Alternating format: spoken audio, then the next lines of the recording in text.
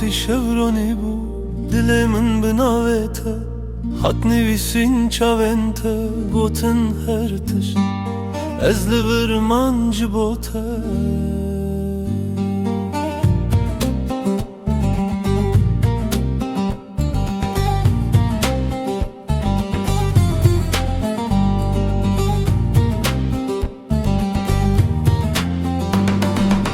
Yürüyüşün sessiz bir şiir, bakışların durdurur zamanı. Adını anınca kalbi unutur bütün yarını. Tu hoşi tu deli, kırstale dilimi. Mınta güç cihan ravesti, her tiş biter aflaşti. Tu hoşi tu deli, tu strane dilimini. Mınta güç cihan ravesti, her tiş biter aflaş bu.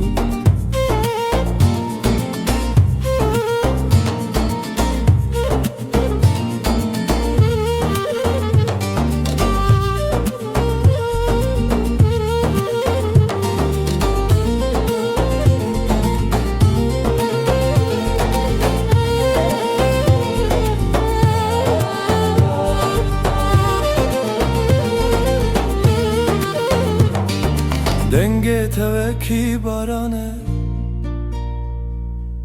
Liser dilemin de herike Ez tucari ev gasbi yekça ve evinne kırbum. Gülüşün konuşur benimle,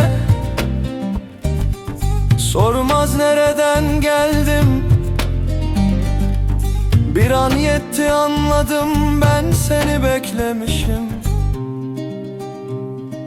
Tılıvır bir cihan temame, yanımda ol başka şey istemem. Bir ömür sürse bu sessizlik, adını kalbimde gizlerim. Tu hoşi tu cani, tu rumeta evineyi, ezli